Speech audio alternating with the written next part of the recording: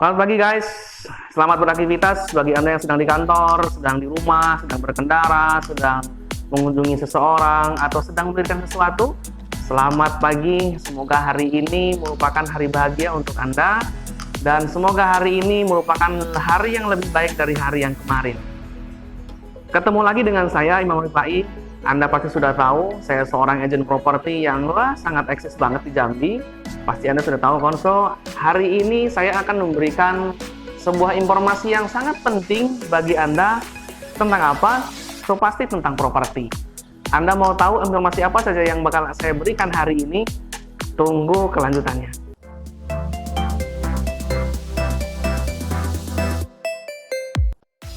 Kali ini kita akan bahas tentang transaksi jual beli. Apa saja yang hal terpenting yang perlu Anda ketahui dalam proses transaksi jual beli itu?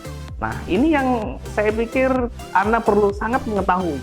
Karena ketika Anda mau jual beli, Anda mau bertransaksi, Anda harus sangat mengetahui hal tersebut. Apa saja? Ada 2 poin yang akan saya bagikan khusus untuk Anda yang melihat saya hari ini. Yang pertama itu ketika kita terjadi transaksi jual beli, ada namanya pajak jual beli. Pajak jual beli itu terdiri dari apa saja? Yang pertama yaitu pajak penghasilan atau PPh yang kita kenal saat ini. Berapa persen sih sebenarnya PPh yang ketika Anda menjual aset Anda yang Anda harus bayarkan kepada pemerintah? Berapa persen? Ada yang tahu? Yaitu senilai 2,5% dari harga transaksi yang telah Anda lakukan. Wow, cukup lumayan besar ya. Ya mau bagaimana lagi? Memang itu peraturan pemerintah saat ini. Jadi, kalau Anda melakukan transaksi jual beli, terlebih Anda berposisi sebagai penjual, 2,5% wajib dong Anda bayarkan pajak kepada pemerintah. Di agama kita aja, kalau Anda mendapatkan sesuatu harus bayar zakat 2,5%. Begitu juga jika Anda menjual aset properti, 2,5% wajib dibayarkan kepada pemerintah. Kemudian kalau Anda tidak membayarkan, apa sih konsekuensinya? Ya jelas ada dong. Kalau Anda nggak mau bayar pajak, pasti ada sanksinya. Itu pasti. Kalau Anda mau bayar pajak, nanti kita kasih kemudahan. Apa sih sebenarnya ketika Anda nggak mau bayar pajak sanksinya? Kalau sanksi sebenarnya sih tidak ada. Tetapi secara prosedural, ketika pajak 2,5% PPh tidak Anda bayarkan, notaris juga tidak akan bisa memproses transaksi yang sedang Anda lakukan.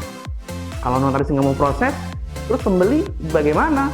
Pembeli pasti tidak mau, karena proses transaksi yang baik, yang sesuai dengan prosedural, 2,5% PPh telah dibayarkan, itu nanti akan naik ke dalam proses akta jual beli, kemudian diproses lagi menuju biaya balik nama, proses balik nama. Kalau Anda tidak bisa membayarkan 2,5% tadi, balik nama tidak akan bisa dilakukan. So pasti Anda wajib membayarkan PPh 2,5% kepada pemerintah. Kemudian untuk Anda yang sebagai pembeli, apa sih sebenarnya pajak yang harus Anda bayarkan kepada pemerintah? Apa-apa saja. Selama ini mungkin Anda ada yang tahu, ada yang tidak, ada yang berpikir, wah, masa gue mau beli aset harus bayar pajak ke pemerintah? Masa gue mau beli rumah harus bayar pajak? Masa gue mau beli tanah harus bayar pajak? Terus untungannya apa buat saya? Terus apa sih gunanya bayar pajak? Terus kalau gue nggak bayar pajak, pemerintah mau buat apa kepada saya? Ini perlu Anda ketahui. Yang pertama, ketika Anda bayar pajak BPHTB, nah, pajak pembeli itu kita kategorikan sebagai bea pajak hasil tanah, bumi, dan bangunan atau disingkat BPHTB. Berapa besarannya? Nah, hitung-hitungan dulu ya. 5% dikali nilai transaksi, kemudian dikurang nilai objek pajak tidak kena pajak atau disingkat NOPTKP. Untuk Provinsi Jambi berapa ya NOPTKP-nya? Ketetapan pemerintah Provinsi Jambi itu sebesar 60 juta rupiah. Jadi saya kasih contoh, misalnya Anda bertransaksi rumah senilai unit 100 juta rupiah.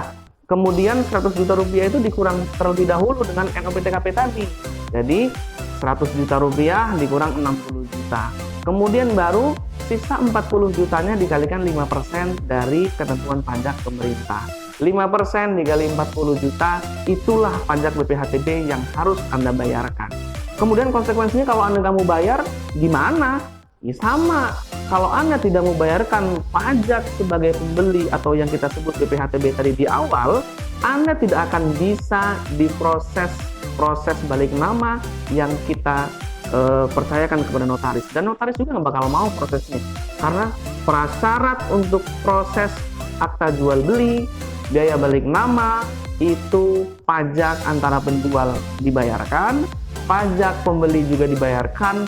Clear kedua pajak ini, Anda bisa melakukan proses transaksi dengan baik, Anda bisa membalikkan nama aset yang Anda beli juga dengan baik. Oleh karena itu, jikalau Anda bertransaksi properti, jangan canggung dengan dua pajak ini. Dua pajak ini bagi Anda penjual, bagi Anda pembeli, juga akan dikenakan pajak masing-masing. Mungkin di sesi ini cukup demikian dulu yang saya sampaikan terkait dengan pajak jual beli.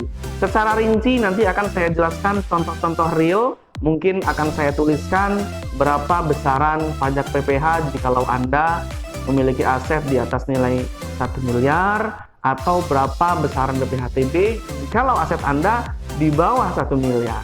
Demikian dulu pertemuan kita kali ini. Jangan lupa ke depan saksikan terus channel-channel YouTube saya. Kalau Anda mau transaksi properti, ingat prosedural lebih baik, ingat bayarkan pajak Anda sewajarnya, ingat bayarkan pajak pembeli Anda sesuai dengan ketentuan agar proses jual beli Anda sesuai dengan prosedur, aman, nyaman, dan legalisasinya jelas. Oke guys, jika Anda semua merasa informasi yang saya sampaikan tadi bermanfaat, jangan lupa like and subscribe video ini, karena kalau Anda semakin banyak like, semakin subscribe, semakin Anda banyak bagikan kepada teman-teman Anda, nanti Anda akan semakin dapat informasi-informasi penting tentang properti dari kami. Apa saja, baik itu nanti penjualan, aset properti terbaik, developer yang kasih promo paling bagus di Jambi. Banyak banget keuntungan Anda ketika Anda like and subscribe. Sekali lagi, jangan lupa like and subscribe. Tunggu video-video kami berikutnya. Thank you.